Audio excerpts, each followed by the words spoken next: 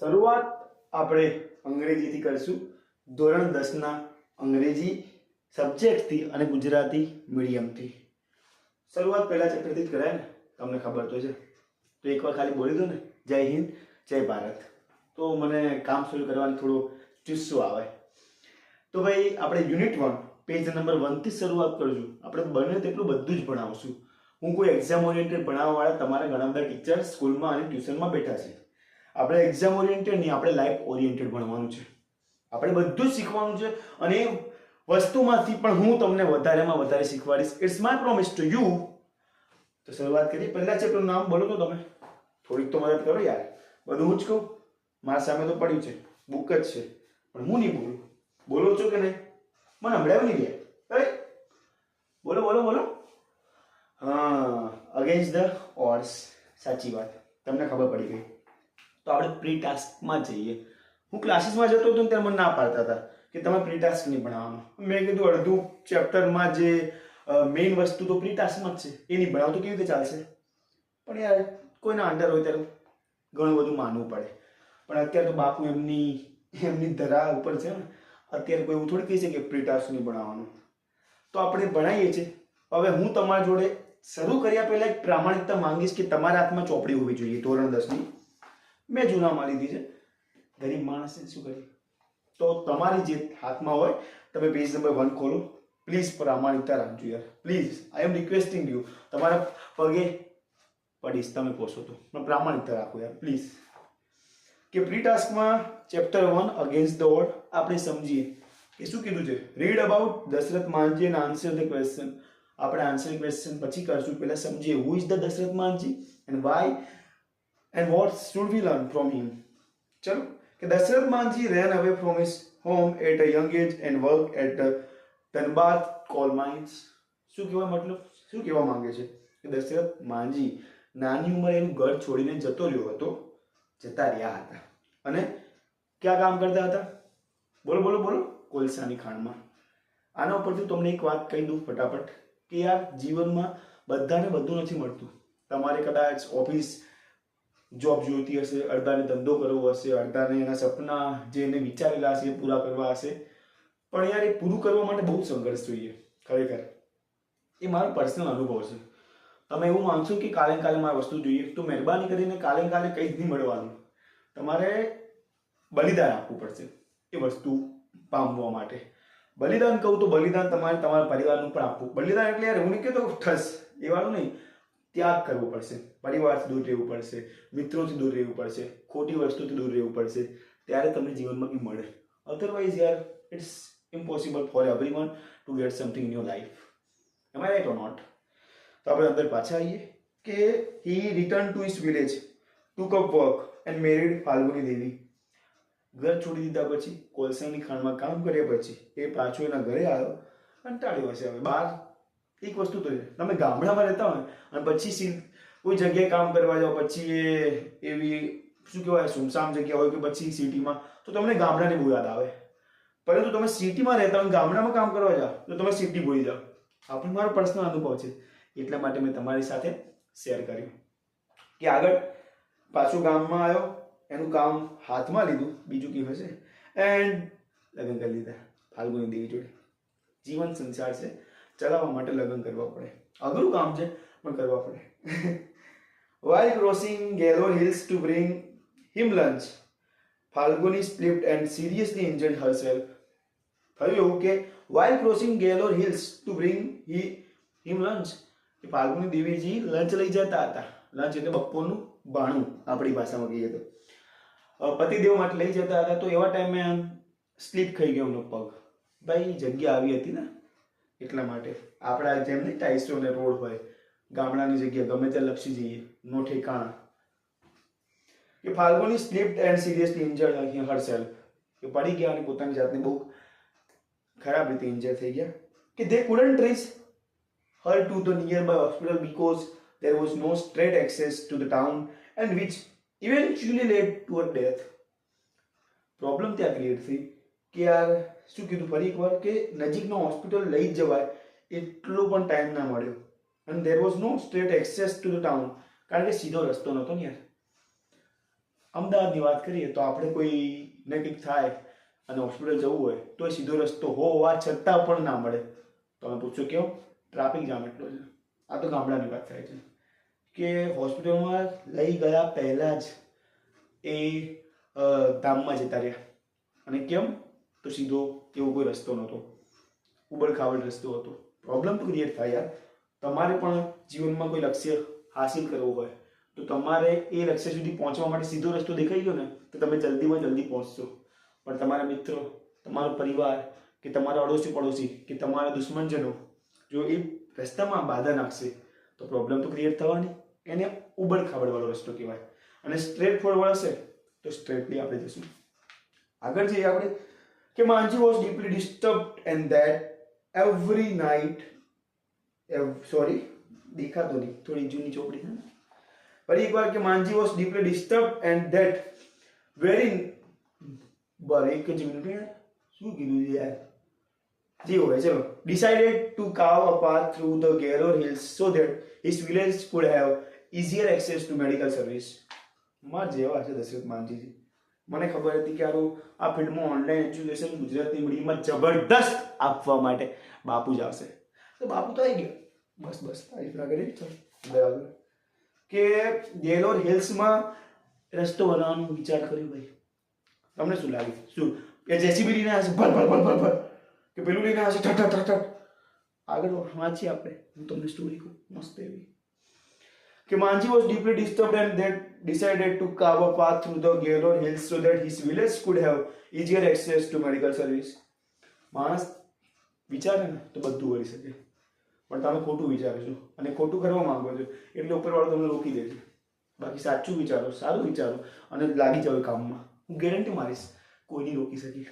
કોઈના પપ્પાની તાકાત નહીં તમને રોકવાની. It's my guarantee. એકવાર વિચારો તો ખરા. મહેનત કરવી પડશે ને અને તમારે જ કરવાની છે ને. હું તો નહીં આવવાનું કરવા માટે. બધાને પોતાની જેમ જાતે જ લડવી પડે. હું તમારા માટે અત્યારે લડું છું. હું કે બોર્ડ પર નથી લખતો. તમે મારા શબ્દોથી એટેચ થાઓ, એટલા કનેક્ટ થઈ જાઓ ને કે મારા સિવાય તમને કોઈ દેખાવ ના જોઈએ ભણતરમાં. અને હું તમને કરીશ. It's my promise to you.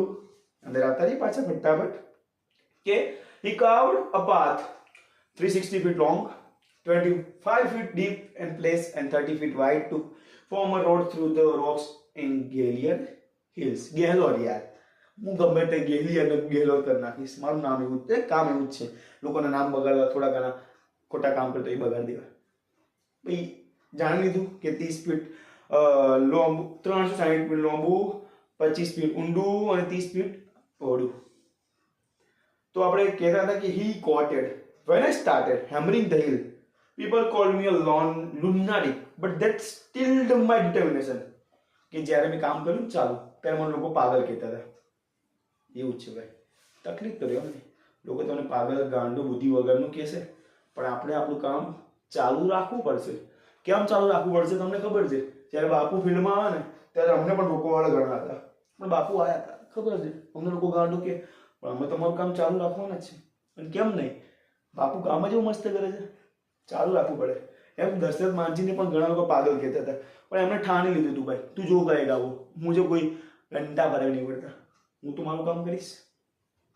He completed the work in 22 years. તમારું 22 મિનિટનું પેશન્સ, એટલે 22 સેકન્ડનું તમારામાં ધીરજ નથી. અડધાના 22 કલાકનું નહીં, અડધાના 22 મિનિટનું નહીં, 22 વર્ષ સુધી કામ ચાલ્યું. તમે વિચારો તો ખરા કેટલા હાઈ લેવલની ધીરજ હશે તમારામાં. છે એવી હોય તો સારી વાત છે, નકર જીવનમાં ફાફા બહુ પડશે. જો ધીરજ નહીં હોય ને તો જીવનમાં બહુ ફાફા પડશે.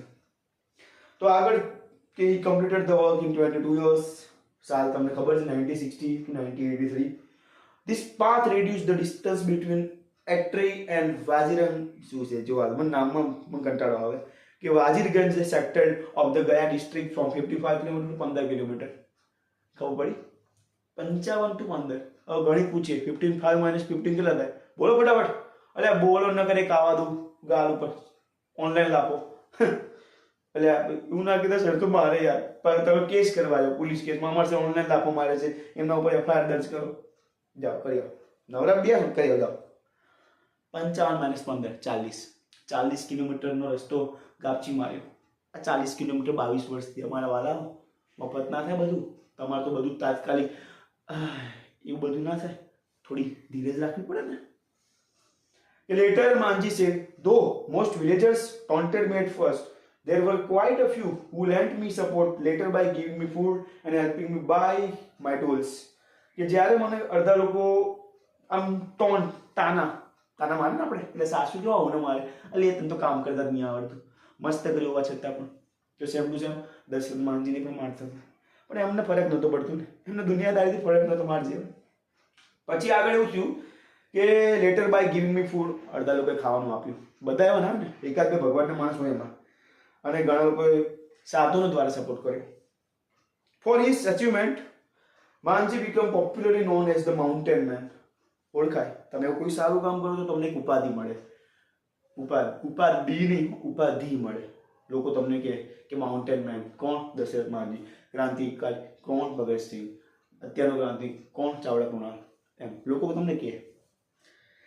પછી આગળ his name was also proposed by the Bihar government for the Padma Shri award in 2006. 2006 માં એનું નામ પ્રપોઝ કરવામાં આવ્યું કે પદ્મશ્રી મળવું જોઈએ. જે માણસ 22 વર્ષના સંઘર્ષ પછી 55 કિલોમીટર to 15 કિલોમીટર રસ્તો બનાવી શકે તો યાર ડેફિનેટલી એ માણસમાં કંઈક તો છે, ડેફિનેટલી. આગળ when a movie on his life was announced, Manji was on his deathbed. જ્યારે એમના ઉપર પિક્ચર બનવાનું હતું ને, મેં જોયું આખું, તમે પણ જોયું. માંજી આપણે કોણ હતું ભૂલી ગયો, હા, નવાઝુદ્દીન સિદ્દીકી સાહેબ. આપણે જબરદસ્ત એક્ટિંગ યાર, ગ્રેટ એક્ટર. અને એક્ટિંગને દશરથ માંજીની અંદર નાખી દીધું છે. હું તમને સજેસ્ટ કરું, જોજો આ વિડીયો પર તરત જોજો, જાઓ, મજા આવશે મૂવી જોવાની. તમને આમ ઇન્સ્પાયર થઈ જજો કે આઈ કેન ડુ ઇટ યાર. દશરથ માંજી આવી પરિસ્થિતિમાં કરી શકે તો હું તો બેઠા પાળાની માફક બેસું. કુણાલનો વિડીયો જોઉં છું, કુણાલ સરજી કોઈ ગુરુ તમારી ઈચ્છા, તો હું કેમ ના કરી શકું? જો મૂવી જોઉં, પેલા ચેપ્ટર બતાવતા હાલા જોવા માંડ્યા, કટ ના કરતા. ખબર આપણે કે he put his thumb impression on an agreement and gave away exclusive right to make a film on his life. મરણ પથારી હતા, ડાયરેક્ટર સાહેબ આયા છે કે તમારા ઉપર પિક્ચર બનાવવું છે. પેલા ખબર નહીં બોલી નહીં શકતા એટલે અંગૂઠો કે હવે હાથ બોલવાના શબ્દોની તાકાત નહીં, મારા અંગૂઠો આમ કરીને લઈ લો. એટલે અગ્રીમેન્ટ લઈ લીધું. એક્સક્લુઝિવ રાઇટનો મતલબ એ થાય કે તમારા ઉપર મૂવી આમના સિવાય કોઈ બનાવી નહીં શકે. આગળ કે the mountain man was given state funeral by the government of Bihar. ભાઈ બધાને આવું સન્માન ના મળે. સ્ટેટ ફ્યુનરલ મતલબ તમને રાજ્ય દ્વારા તમારી ચિતાને, એટલે બહુ મોટું સન્માન કહેવાય ને, કે રાજ્ય તમને એક અંતિમ જગ્યાએ તમને લઈ જાય છે અને આખું રાજ્ય ત્યારે હોય છે, કારણ કે માણસનું કામ એવું હતું. શું તમે એવા કામ કરો છો? અને ગવર્મેન્ટ ઓફ બિહાર દ્વારા એક બિહારી સભ્ય બારી એવું ના કહેતા, પાછા તમે તો ટોન્ટ મારવા રેડી હોય, પણ હોય છે, રિયલમાં હોય છે. મજા આવી. આ પ્રી ટાસ્ક હતો અને આ શરૂઆત હતી મારી ભણાવવાની.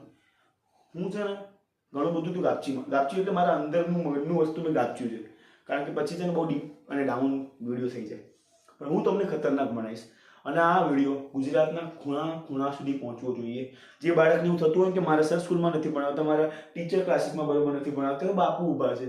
બાપુ ચોક લઈને બાપુના હાથમાં લઈને બોર્ડ પડ્યું છે, પરંતુ બાપુનું મગજ ખતરનાક છે.